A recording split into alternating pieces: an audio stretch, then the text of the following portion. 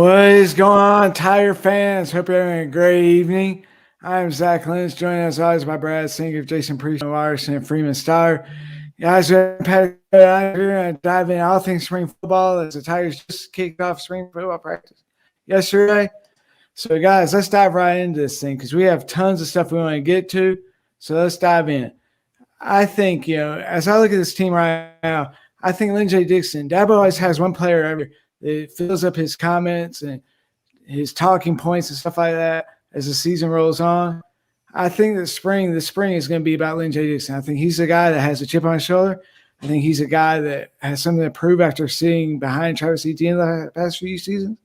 I think he's going to be the most talked about offensive player. I think Dabo always has this guy that he wants to hear from, that he uses the media to kind of push an agenda out there.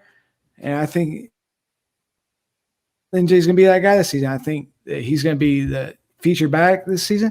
I think he's going to earn it. I think he's going to be the number one guy going in. What do y'all think? Yeah, I don't know if I'm buying this. You're talking about the most talked about offensive player on the whole team this spring. Like, isn't there a guy named DJ Uyunglele? There's 1,000 receivers to catch the ball. Yeah. There's like this guy named Will Shipley who we're going to get to coming in. I mean, there's a million players on this offense that I think are going to get tons of storylines and whatnot. Here's what's going to happen, Zach. But who is Dabo going to talk about? Who's Dabo going to talk about? Here's what's going to happen. Lynn J's going to get talked about early because he's the most experienced guy. They're going to be like, oh, Lynn J knows everything. He just looks so smooth out there. And then by the end of spring, it's going to be like, man, Shipley's come along, Malusi's come along, yada, yada, and people are going to forget about your boy Lynn J there. I hate to tell you. Yeah, I was going to add on to what Brad just said there. I think Lynn J may be one of the more talked about offensive guys early on just because of the competition that's behind him and some of the depth that the Tigers have there at running back. I'm with you, Zach. I really think he's going to earn it this spring and come out week one and be the starter. But like Brad said, guys like Shipley, even Malusi, I think could come on strong this spring and really make an impact during the year. But I just think it's Lynn J. Dixon's job to lose, and I don't know if he has enough talent to hold off all the guys waiting behind him. Yeah, I think that. Come on, guys.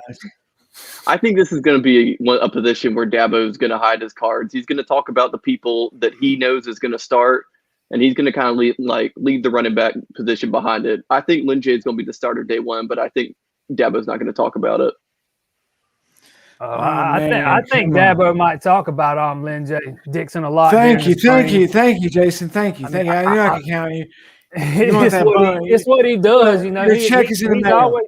He's always got his certain guys he loves to pump up during the spring. One of those might be it probably will be Lynn J this year, since he's waited patiently. But I'm not sold on Lynn J being the guy. I mean, he's not shown me anything yet to tell me that he can be the lead back, the feature back of this offense. This is a big spring for him, man. He's got to go out on the field and prove it. There's a lot of guys behind him that I think could beat him out for that job. Jason, your check is in the mail, I promise. Thank you for having my back on this one. Guys, as always, if you want to join the conversation, if you have anything you want to talk about, feel free to drop us a comment. We'll try and get to as many of those as we can. But, I mean, Lynn J. Dixon, he's going to be the guy that's talked about all spring. Dabo's going to talk about him. Tony Ellis is going to talk about him. Brent Venables is even going to talk about him as being a tough guy to defend. So, I mean, I see where they're rolling your eyes, Brad. I mean, but it's a fact. I mean, he's going to be the fact. That's right. Take it to the bank, man. Stamp it. It's done. It's done. So, is he a spring hero, or you think he carries this over into the fall and he's the number one guy all year? I think that's a better question. Look, here's the thing. We're just talking about spring right now. I think he's a spring hero. I think he's a spring practice All-American. I think he's a guy that is going to show up big in the spring. Whether he carries it through the season, it will be up to Will Shipley and Ches Malusi and some of those other guys. I mean, there's a ton of talent in this running back room. But the fact is, I mean, he has to prove it over the summer, I think. He can exit the spring as a star and the number one guy, but will he prove it over the summer? Will Shipley, with the summer under his belt, have the ability to overtake him? Will Ches Malusi overtake him? There's a lot of times with these, but I think he's going to be the most talked about guy this spring. I mean, maybe just for the simple fact that he's been there for 12 years and he knows every route. He knows every read, every block, pass pro, whatever. If he doesn't know it by now or can't do it by now, then I have no idea what to say else about Lynn J. Dixon. Absolutely. Dale, we're going to get to this in just a minute with Brad, but let's dive into the defense side of the ball. Miles Murphy, Owen, you think he's going to be the best defensive end in college football? Why do you say that? I mean, he's only a true sophomore. I mean, he has some breakout games last season. But what makes you say he's going to be the best in college football this season? Right. You're right, Zach. He is only a true sophomore, but Miles Murphy already in his first year at Clemson ranked by PFF as the best graded run defender in all of college football in his first year. Now, the next part of that is going to have to be getting to the quarterback. I think his stats may not reflect how well he's improved getting to the quarterback once the season starts, just because of the depth that's around the defensive line around him. But Miles Murphy, I'm telling you, if he can learn how to get to the quarterback just a little bit better, and really stay focused on making tackles, containing the run, like he's already done and showed us in his freshman year, he's going to be one of the most talked about guys and probably primed to be a top 10, 15 pick at least after his junior season's over. Whoa. That's some big talk there. That's a long time away from now. I think he's already a star in Clemson. I think he's already a star in the ACC, but nationally, I mean, there's so many good pass rushers out there. There's Benito at Oklahoma, who's back. There's Will McDonald, who from Iowa State led the nation in sacks. He's back this year. There's Thibodeau down at Oregon or out at Oregon. He's probably going to be the top defensive end taken to the 2022 draft. There's a ton of talent nationally. I'm not ready to put this on Murphy that he's going to be the best in the country. He might be by his junior year, but it's not going to happen his sophomore year. There's too many other good players with a lot of experience out there. Okay, well, that's a fair point, but I would also like to add that he's got the best defensive coordinator on his side and one of the better coaching staffs to fight, despite some of the turnaround that Dabo talked about yesterday in his presser. I really think Miles Murphy is going to have a special year for the Tigers this year, especially with Brian Breesy, Tyler Davis, all those guys. KJ Henry, maybe Xavier Thomas. Xavier Thomas is a whole different topic that we don't want to get into, but Miles Murphy, I think, is going to be special for the Tigers this year.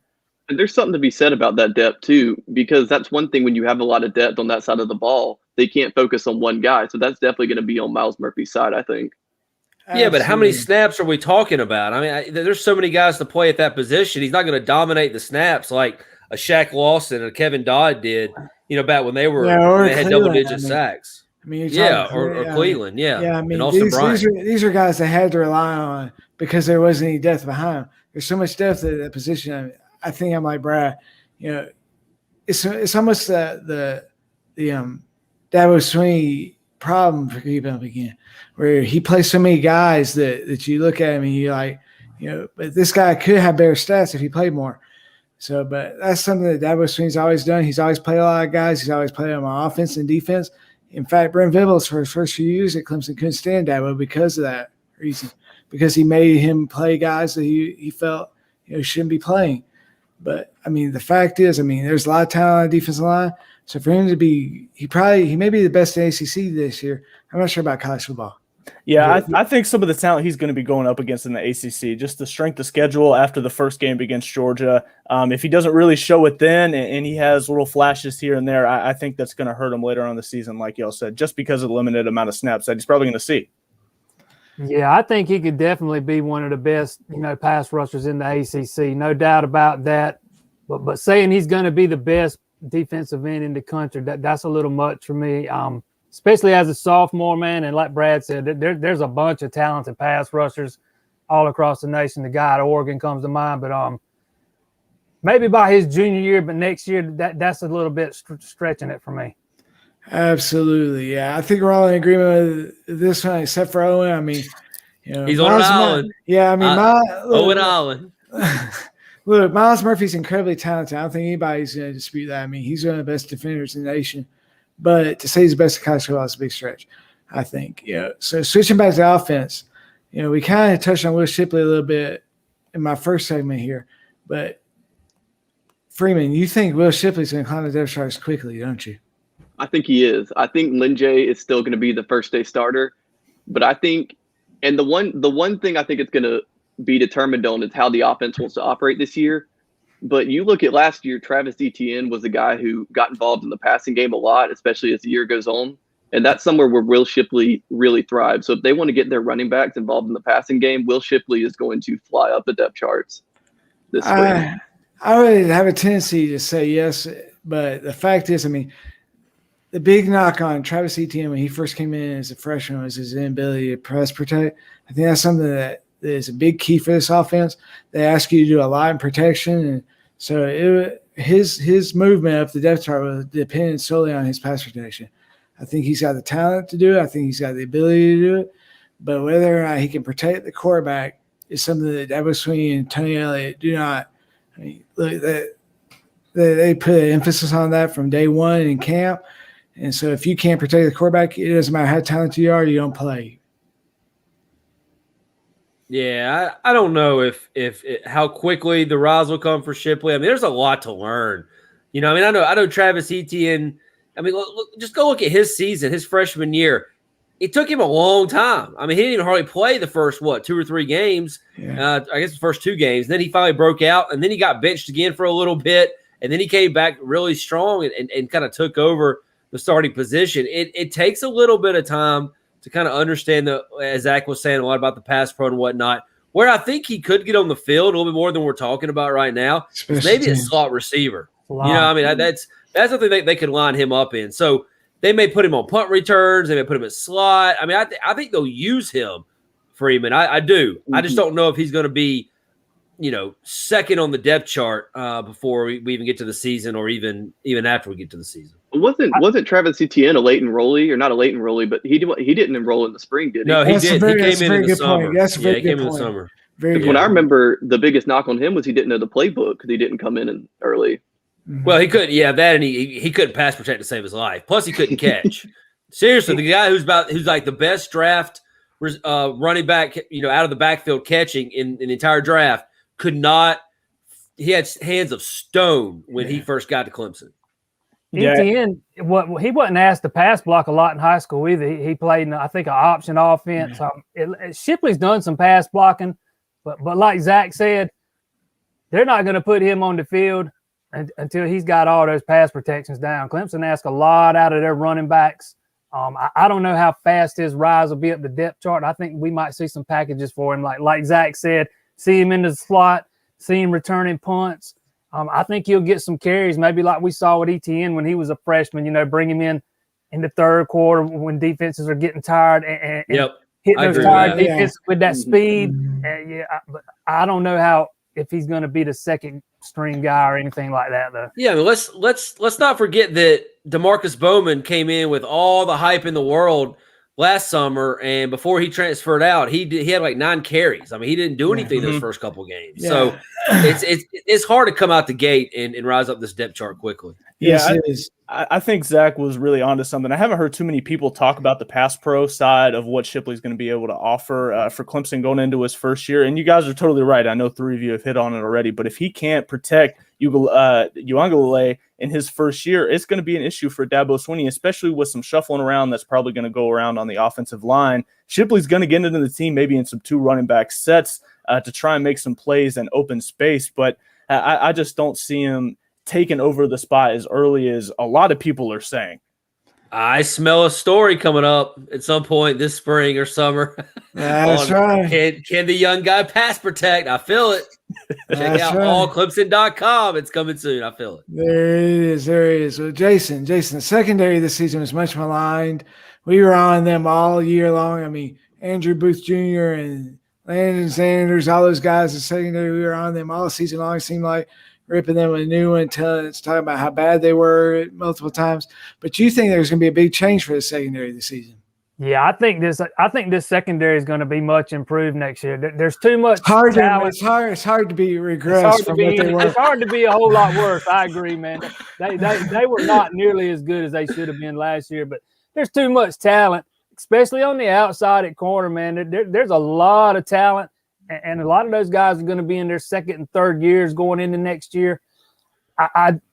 Safety is the one position on the whole team where I had the biggest question. You know, there's not that elite guy, but Xander's being out this spring may be a blessing in disguise. Get some of those other guys more reps, and more reps is going to make those guys more better. And I absolutely think this secondary is going to be the best in the ACC next year, and I think it could potentially be one of the better ones in the country.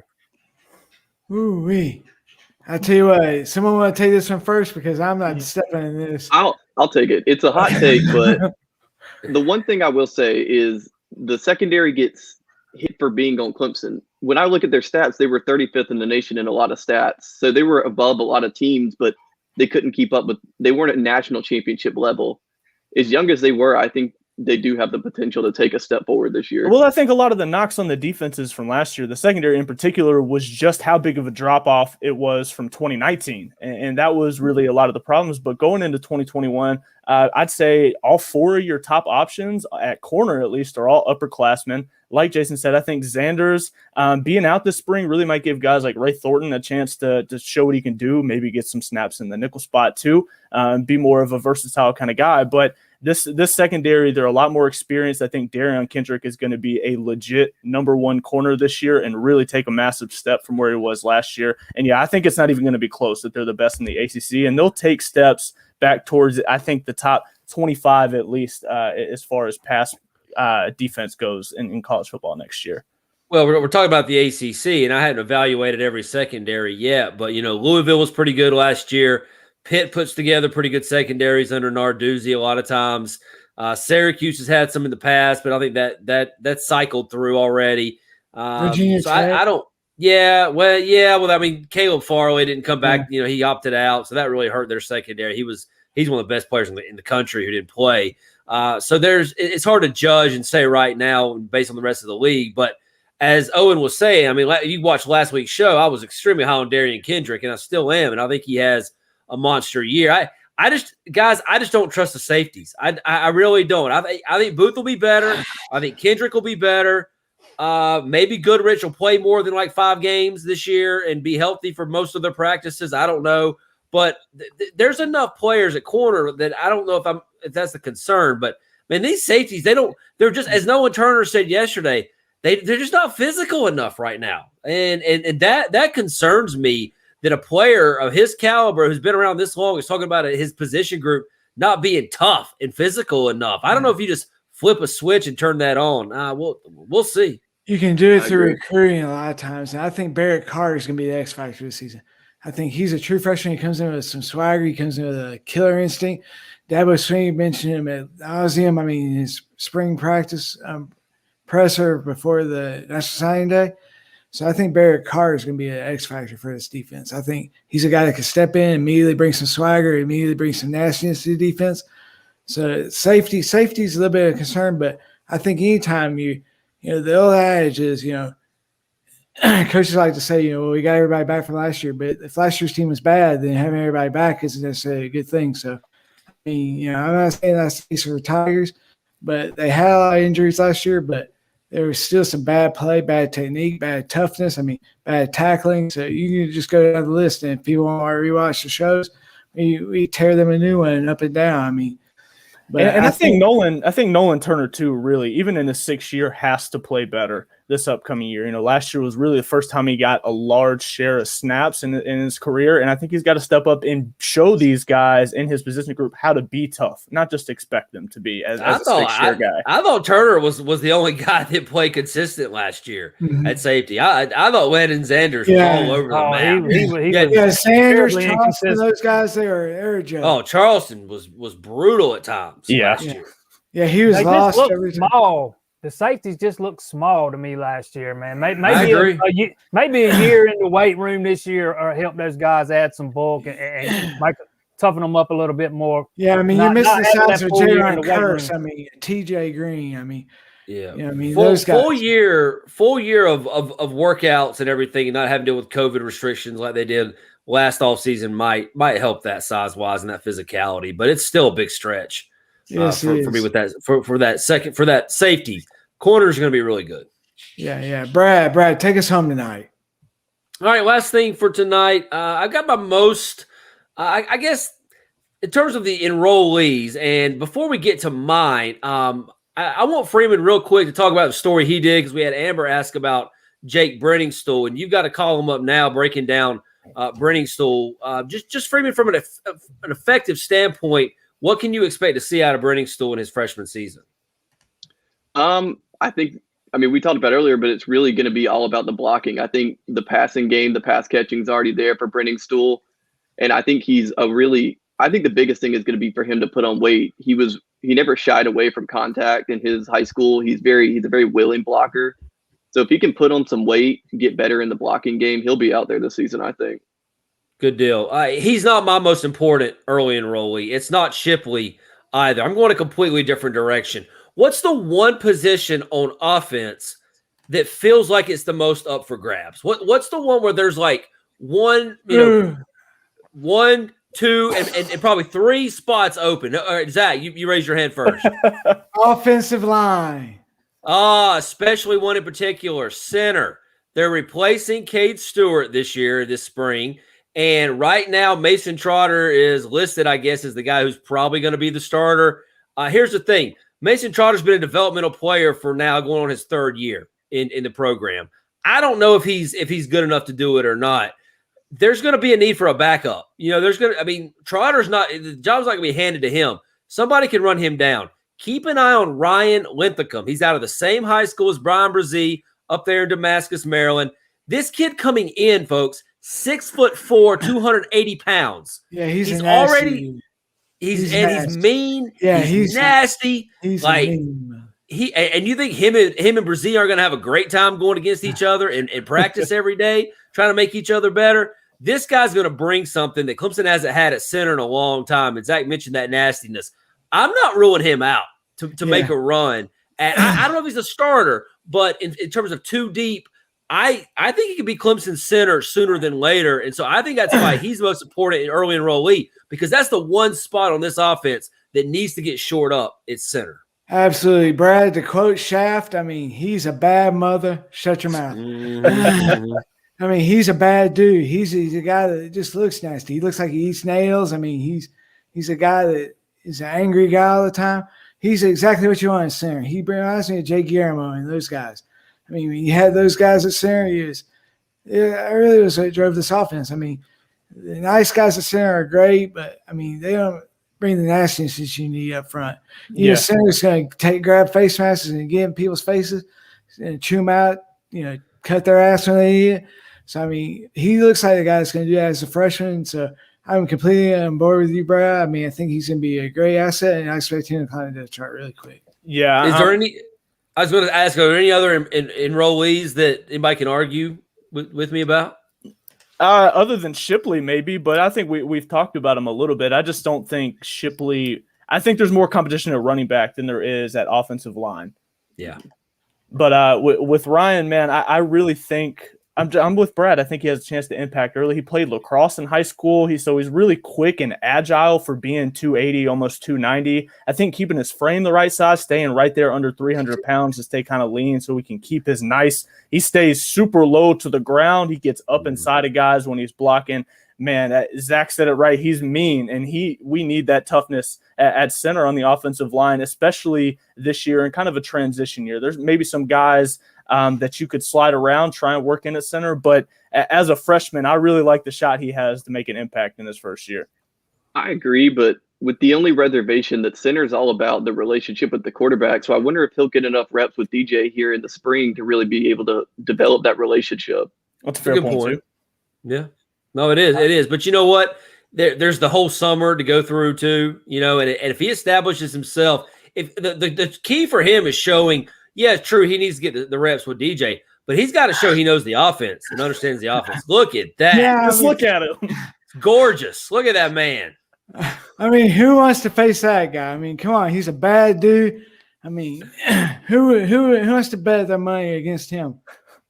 Wolverine had a bunch of cheeseburgers. He's ready to go. Yes, he is. Yes, he is. I'm with y'all, man. I think he is absolutely the most important early enrollee. Clemson needs some nastiness on that offensive line.